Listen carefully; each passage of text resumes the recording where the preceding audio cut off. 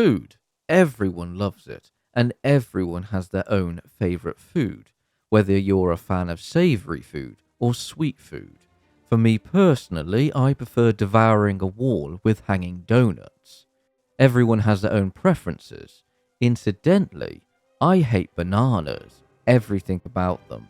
The taste, the texture, the smell, yuck. Luckily for the medieval kings of England, none of them ever had to try a vile banana or pineapple on pizza. Although, as we will see, some of the kings ate rather strange things.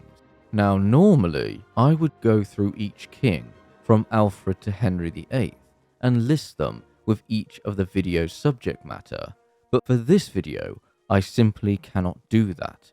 We have no idea on what the Anglo-Saxon king's favourite foods were, so sorry for the clickbait. Even old reliable, the Anglo-Saxon chronicles only mentions food when something bad happens.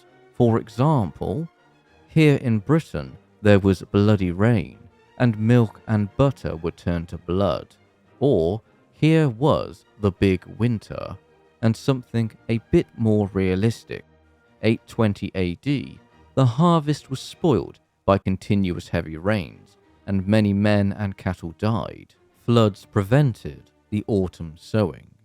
Grim stuff. But we can look at the food that might have been their favourites. We will go from the Anglo-Saxon kings to the Norman kings, then the Angevin/Plantagenet kings, and finally the Tudor kings. Alfred the Great is a special case for food.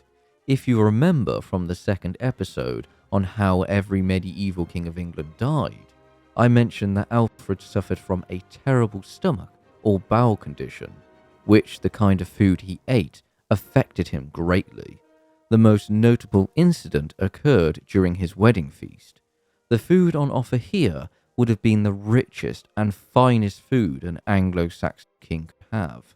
It's also a great chance for a king to flex his wealth and power with the food, especially bringing to the table cheese. What made cheese interesting is how mature it was as it aged, as a king could keep cheese in one of his many estates to age, with the king's reeve looking after the cheeses.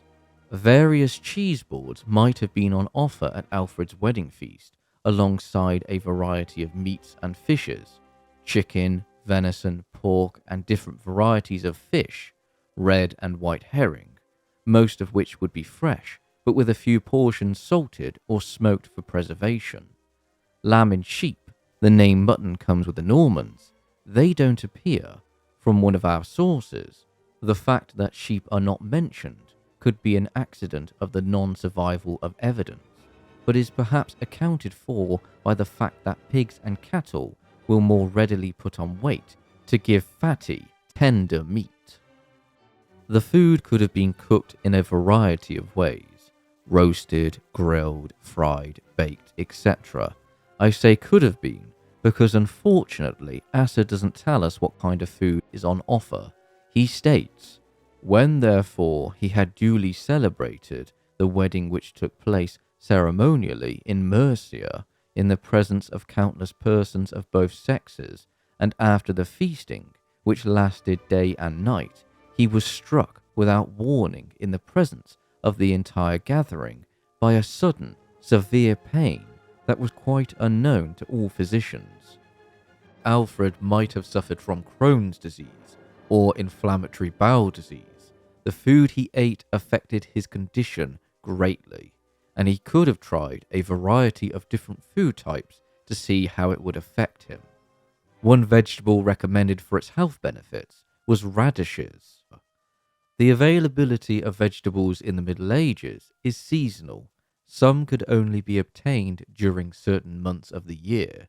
For example, asparagus would only be available from May to June, depending on how well the seasons went. Another factor in some other food that the kings could have enjoyed is location. Food available in Worcester would be different from Norwich. For example, within the county of Worcestershire there are regional foods. Plums from Pershore, asparagus from Evesham, or black pears from Worcester.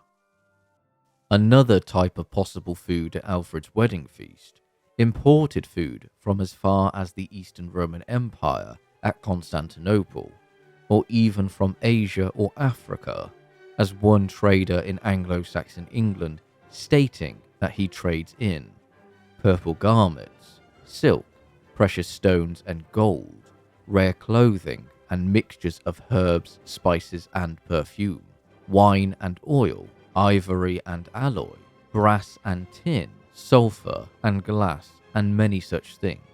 The markets of London and Winchester would be the places for a king's servant to acquire these goods. Certain oils would have been imported, such as olive oil or walnut oil, but if a king really wanted to impress his guests and flex his wealth, then spices would do the trick. The most common spice that comes up is pepper. Rarer spices would include cinnamon, cumin, ginger, licorice, saffron. Some herbs and spices would have also been used for their medicinal effects, which Alfred could have used to try to calm or fix his ailments, as Alfred received gifts from the Patriarch in Jerusalem. Asser states, "I have seen and read letters sent to him with gifts from Jerusalem by the Patriarch Elias." One of the most basic necessities in the medieval world that both kings and peasants had and even enjoyed: bread, which could accompany the cheese. Butter was another staple to go along with the bread. The major difference between the bread for a king and a peasant was the grain. Barley, wheat, rye and oats are a few examples of the type of grain in Anglo-Saxon England, although we can joke that we know Alfred may not have been a very good baker based on the later tales of Alfred and the burnt cakes, or pancakes or crumpets. But bread was a major staple food that everyone in Anglo-Saxon England could obtain, and during feast days, a variety of baked goods were available to enjoy, but not too much, as indulgences can be seen as a sin of gluttony. Such enriched loaves could have been kneaded with milk instead of water or cream, and had eggs, butter and other fats incorporated in the dough. They may have been sweetened with honey, or contained fruits preserved in honey or dried. Now we move on to the Norman kings, so William, Henry and Stephen. One of the biggest changes in how the Norman kings of England enjoyed their food was they had castles to store, cook and eat their food. Nearly all the new castles being built by the Normans after the conquest were wooden. The elaborate stone castles would come much later. Most of the first generation of Norman castles were essentially asymmetrical in plan, either because they wished to exploit the defensive potential of landscape features, or because they adopted the popular Motte and Bailey plan, with a crescent-shaped defended domestic courtyard beside a great keep tower set on an artificial mound. During the later 13th century, new castles began to adopt a much more rectangular plan. Another major mark of the Normans on food in England, the Domesday Book, as with this brilliant resource, we can see the distribution, the different types of production of food across England, from the amount of mills processing a variety of grain, over 6,000. One other major resource for food in England is the fisheries. The Open Domesday Book lists fisheries as: many freshwater and coastal fisheries are mentioned in Domesday, though not all counties record them. Tax was commonly paid in fish. Eels, salmon and herring are the most often recorded types. There's also the salt production, which was crucial for preserving food in the Middle Ages, most being centred on the coastal areas of England and around Worcestershire. Salt-preserved food would have been used quite a bit during the early days of Norman England, as King William spent a large amount of his time putting down revolts across England. And as the English language is so often simple, there's a village in Norfolk simply called Salthouse. Returning to fish, which the Hull Domesday Project describes as: fish was an essential element in the medieval diet, as the church forbade the eating of meat, during the 6 weeks of Lent, on Fridays and Saturdays throughout the year, and on important festivals. The Anglo-Saxon kings would have also enjoyed fish, smoked, salted, or pickled. The Norman kings, they loved fish.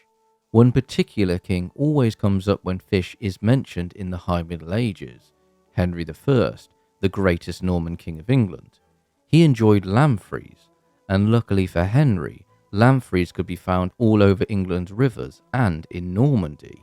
According to Henry of Huntingdon's chronicles, lampreys contributed to Henry's death, for returning from hunting at St. Denis in the Wood of Lions, he partook of some lampreys of which he was fond, though they always disagreed with him, and though his physician recommended to him to abstain, the king would not submit to his salutary advice. William the Conqueror rather enjoyed a large amount of food, so much so it was rather difficult to bury the man, as his frame was too large for his tomb. I've covered what happened to William's body in a previous episode. It wasn't just the seas and the rivers in which the kings could obtain their favourite type of fish, but also fish ponds, a large amount being artificially made, as the kings and others rich enough could afford to build such a useful way of rearing fish. All sections of the landed upper classes constructed and used fish ponds. Kings who maintained numerous large pools, the higher nobility, knights and gentry, as well as bishops and monasteries, were all involved in fish culture. Together, these people and institutions represented about 2% of the population. What greedy bastards! Speaking of greed, one other major change with the Normans is the creation of royal forests. In the simplest term, it was an area of land in which the king could designate as a reserve, which involved a resource which only the king could control. Most of the time, it involved animals the king wanted to hunt. William the Conqueror loved hunting. The Anglo-Saxon Chronicles contains a poem about William after he died, and parts of it mention he set up great game preserves, and he laid down laws for them, that whosoever killed hart or hind, he was to be blinded. He forbade hunting the harts, so also the boars. He loved the stags so very much, as if he were their father. Also he decreed for the hares that they might go free. The creation of the royal forests became such a problem that by 1217, the Charter of the Forest, a major document alongside the Magna Carta, would attempt to fix the amount of royal forests created. The whole document is long and worth a read, but for context, I'll quote Clause 10. No one shall henceforth lose life or limb because of our venison. But if anyone has been arrested and convicted of taking venison, he shall be fined heavily if he has the means, and if he has not the means, he shall lie in our prison for a year and a day, and if after a year and a day he can find pledges, he may leave prison, but if not, he shall abjure the realm of England. Looks like meat's back on the menu, boys. Venison was still a meat that only the rich and the kings enjoyed. The other animals that roamed around some of the royal forests, the wild boar, a particular favourite for the kings to kill and literally bring home the bacon. The red squirrel was also an option for the kings to enjoy until the Tudor age, as they became unfashionable to eat. And sadly these days, the red squirrel is hardly around, thanks to the vile, invasive eastern North American grey squirrel. Thank you again, Victorians. The final part about the Norman kings which involved food is the introduction of new varieties of apples and pears from France into England. But fruit was seen as suspicious and sometimes bad for you in some cases, but apples would be used for cider making or cooked in pies or tarts. Now we arrive at the Angevin/Plantagenet kings, and we have more information on the food and grand feast each king had. But returning to cooking with apples, there is a cookbook dated from 1390, titled The Form of Cury, a roll of ancient English cookery by the master cooks of King Richard II, and one of the many recipes mentions apple tart.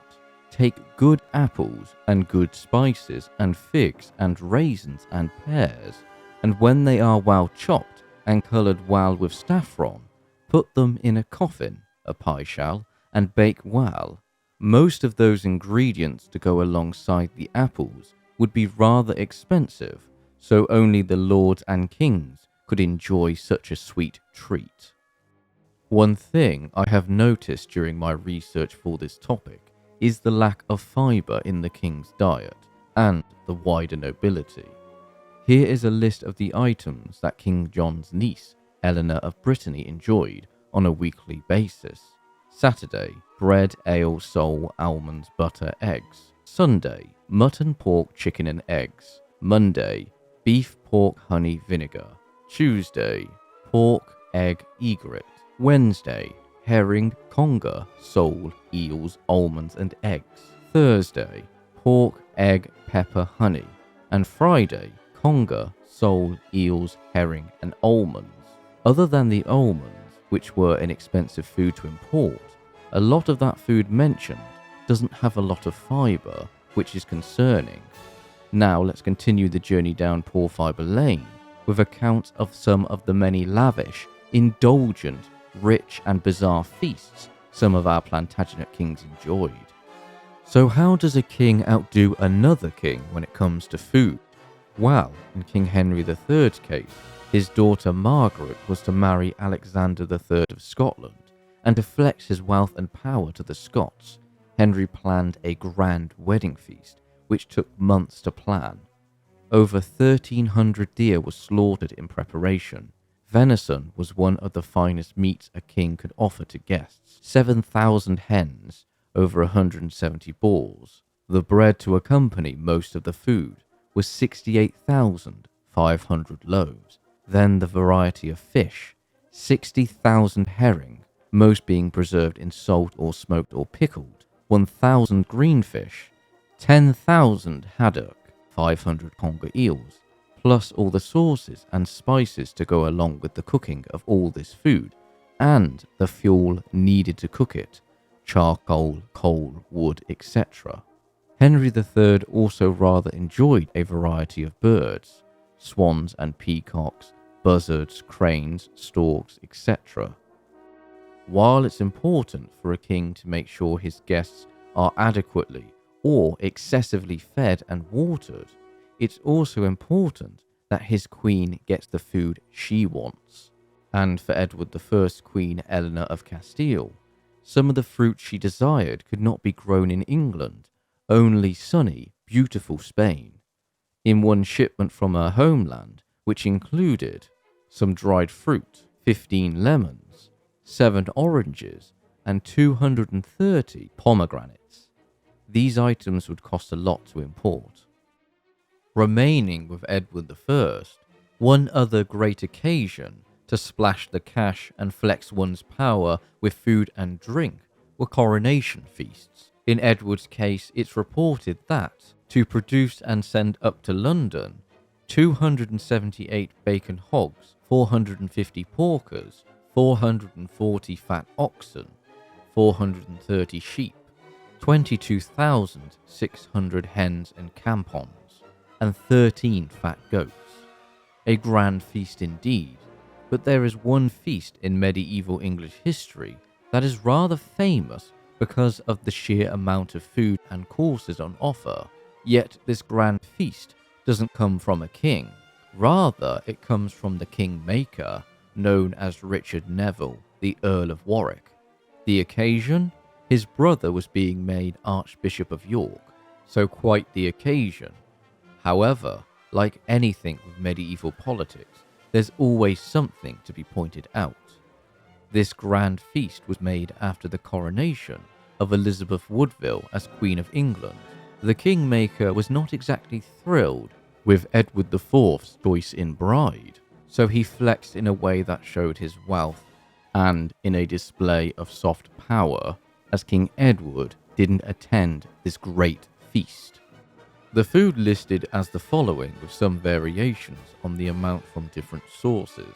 They consumed 4,000 pigeons and 4,000 crays, 2,000 chickens, 204 cranes, 104 peacocks, 100 dozen quails, 400 swans and 400 herons, over 100 oxen, 6 wild bulls, 608 pikes and bream, 12 porpoises and seals, 1,000 sheep, 304 coals, 2,000 pigs, 1,000 capons, 400 plovers, 200 dozen of the birds called rees, 4,000 mallards and teals, 204 young goats, and 204 bitterns, 200 pheasants, 500 partridges, 400 woodcocks, 100 curlews, 1,000 egrets, over 500 deer, 4,000 cold and 1,500 hot venison pies, 4,000 dishes of jelly, 4,000 baked tarts, 2,000 hot custard with a proportionate quantity of bread, sugared delicacies, and cakes. This feast was over a period of days, not in one sitting. That would be madness, but you can recreate a smaller version of the feast at Warwick Castle. They host a medieval banquet in celebration of the famous Earl of Warwick. One type of meat that saw a boom in growth and availability, mutton and lamb, part of the massive growth in the English wool industry. By the reign of Edward III, there is evidence that there were over 8 million sheep in England. Sheep provided not just wool as a material to export to Europe, but also the milk produced, which would be used for cheese making and butter, something the king's table would always have. Sugar also comes up more so in the high and late Middle Ages. Again, it's expensive to import, but honey was also an alternative for sweetening dishes.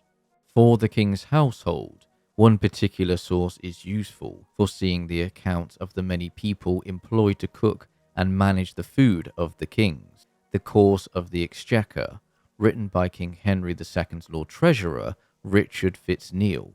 This source lists the people within the royal household and their pay and allowances. Some titles for the many roles include Dispenser of the Bread, or the Master Butler, or even the Royal Wayfarer. Now we come to our final set of kings, the Tudors. I say set, but realistically it's all about Henry VIII and his gargantuan appetite and figure. It's one of the most famous aspects of him. But as we move into the Tudor age, new food arrives from the New World, and with the change of religion for England, food habits change. We even have books on diets, one from 1542 titled Here Followeth a Compendious Regiment, or Dietary of Health, by Andrew Boord, which goes over many things for man to consume, avoid, and how a man should build his house. One meat that Andrew recommended for people to consume, beef, something King Henry enjoyed large quantities of, and as the king set the fashions of the time, beef became more popular than pork, due in part that cattle were easier to rear than pigs, as pigs were normally reared in forests, and by the Tudor age, a lot of forests had been cleared, as well as the enclosure of common land. Now, one thing that is never associated with King Henry is vegetables. Whenever Henry is depicted in pop culture, it's the typical caricature of the obese, meat-loving monarch. But Henry did like certain vegetables, thanks to his first wife, Catherine of Aragon. Henry, however, was won over to her tastes, and became so greedy for globe artichokes that in 1534 he instructed his deputy governor, Lord Delisles, when he visited Calais, to procure all the artichokes in the vicinity for his majesty's pleasure. Henry also rather enjoyed fruit. Now, I bash on Henry quite a bit due to the dissolution of the monasteries as one of the most destructive events in British heritage history. But it wasn't just the building material from the many abbeys and monasteries that Henry tore down. He also took their produce. I suppose they didn't need it anymore, so sod it, might as well take their fruit trees, which Henry took for his own gardens. Fruit was still only being used for cooking rather than consuming raw.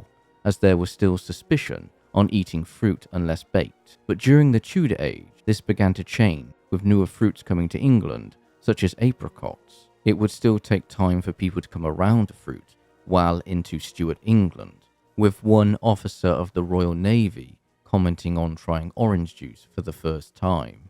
I drank a glass of a pint, I believe, at one draught, of the juice of oranges of whose peel they make comfits. And here they drank the juice as wine, with sugar, and it is very fine drink, but it being new, I was doubtful whether it might not do me hurt. While orange juice isn't a strange drink to us now, some of the ways in which food in Tudor England was decorated and displayed was interesting. For example, a pig's stomach is filled with ground pork and spices, and covered all over with blanched almonds, so as to look like a hedgehog. A simpler dish for king and peasant alike, which depending on the ingredients displays one's wealth. Pottage, a classic dish in medieval England. A peasant's pottage meal would consist of vegetables thickened with grains, such as oats. The richer version would have stewed meat such as venison. Pottage today would be considered comfort food in autumn or winter. Pottage is also mentioned in Andrew Board's 1542 book on health, as meat being one of the main ingredients in pottage, which showed a man's wealth. The Tudors were even bigger flexers when it came to showing off food than their predecessors, keeping in line with flexing one's wealth. One event during King Henry's reign that really showed off his wealth: the Field of the Cloth of Gold. This time it was the King of England versus the King of France, not in some brutal battle, but a conference of two European monarchs, which was a little bit awkward as the English monarchs were still calling themselves Kings of France as well. But this event was grand on a magnificent and massive scale, lasting 18 days. Henry travelled with tents made of the cloth of gold. The food for Henry and his court from one source was a staggering £7,409. In today's money, anywhere from 2.8 million to 3.2 million based off inflation. Some of the foods listed from England were 9,100 plaice, 7,836 whitening, 700 conger eels, 488 cod, 5,544 soles, 1 dolphin, 300 bream, 1,890 mackerel, 2,800 crayfish, 3,300 on a variety of crustaceans, plus spices and colouring for the food, blue bice, white lead, green arabic, vermilion, vinegar, sugar candy, yellow ochre, dragon's blood, a resin from the dragon tree. Then the meat: 373 oxen, 2014 mutton, 852 veal, 51 pigs, 16 lamb, 1,261 geese with some fattened, 82 pheasants, 2,445 quails, and thousands of other birds such as gulls and herons, 30,700 eggs. Then some fruit: 9,300 pippins apples, 5,500 oranges, 200 lemons, 34 gallons of oil, plus more spices and sauces. For the full breakdown of everything from the festival, including all the pots and pans plus plates, check the references for the Field of Cloth and Gold in the top comment and description tab. In conclusion, I believe we can come to an understanding that most of the medieval kings of England's favourite food was mostly meat or fish, cooked with a variety of spices and herbs. But after narrating this video, goodness, I'm thirsty. I have a tremendous thirst on. I wonder what the medieval king of England's favourite drinks were. Thank you all for watching, and if you enjoyed the video, give it a like and a share, plus consider supporting the channel on Patreon or YouTube channel membership for behind the scenes content and bonus videos. Cheers!